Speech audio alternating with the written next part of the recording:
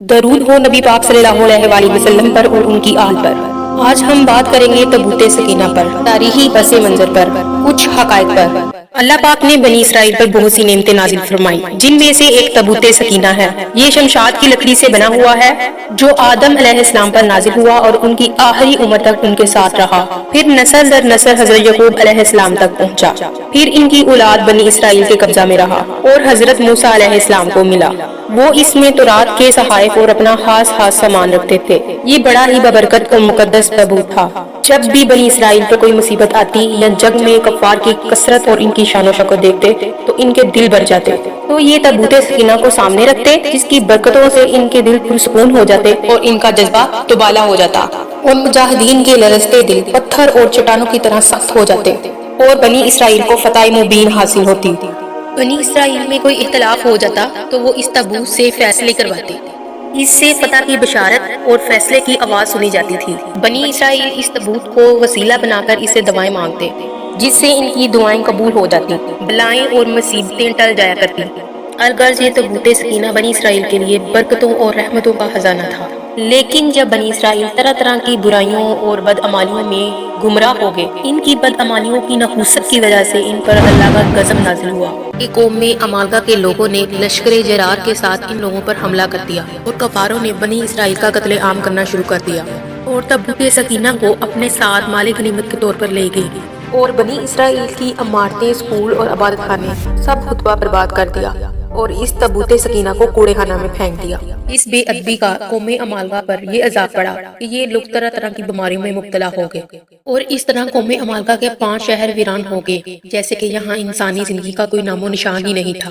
اس طرح ان کو معلوم ہو گیا کہ ان کی بربادی کی وجہ یہ تابوت ہے۔ اس کی بے حرمتی ان کو ضلالت کے اس مقام تک لے آئی ہے۔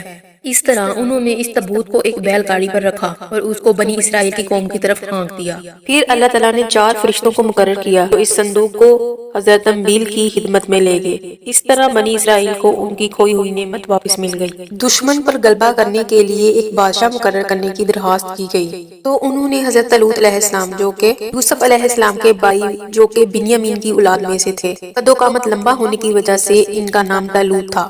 لوگوں نے آپ علیہ السلام کے اس فیصلے پر اعتراض کیا۔ انہوں نے کہا کہ اگر ہمیں تابوت سکینہ ملے گا تو ہم طالوت علیہ السلام کو بادشاہ تسلیم کریں گے۔ شاید اس تابوت سکینہ کے دوبارہ ملنے کی ایک وجہ یہ بھی تھی۔ آخر اس تابوت میں کیا تھا؟ اس میں حضرت موسیٰ علیہ السلام کا عصا اور ان کی جوتیاں، اور حضرت ہارون علیہ السلام کا امامہ، اور حضرت سلیمان علیہ السلام کی انگوٹھی، کچھ من و سلوہ اور تورات کی کچھ تختیوں کے صحیفے۔ اللہ تعالیٰ نے قرآن پاک میں ارشاد فرمایا کہ ان کے نبی کی نشانی یہ ہے کہ ان کے پاس یہ تابوت واپس آ جائے گا جس میں ان کے دل کا سکون ہے اور حضرت موسیٰ اور حضرت ہارون علیہ السلام کی چھوڑی ہوئی چیزوں کا بقیہ ہے۔ فرشتے اس تابوت کو اٹھائے ہوئے ہوں گے، بے شک اس میں بڑی نشانیاں ہیں اگر تم ایمان والے ہو۔ سورہ بقرہ آیت نمبر 248۔ مقدس انجیل کے مطابق تابوت سکینہ کی لمبائی 4.5 فٹ، چوڑائی اور اونچائی 2.25 فٹ کی ہے۔ اس کے اوپر سونا چڑھا ہوا ہے۔ یہودیوں کے مطابق ان سے یہ تابوت کہیں کھو گیا ہے۔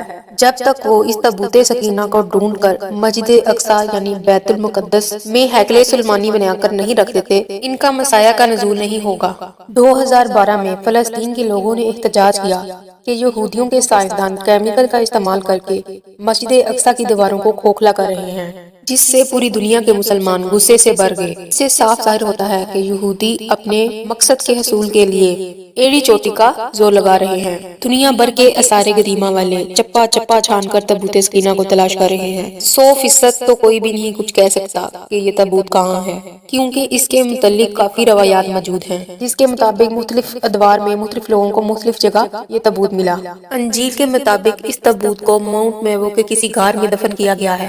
کچھ لوگوں کا خیال ہے کہ اس تابوت کو مسجد اقصی کے نیچے ہی دفن کر دیا گیا جو کہ یروشلم میں واقع ہے۔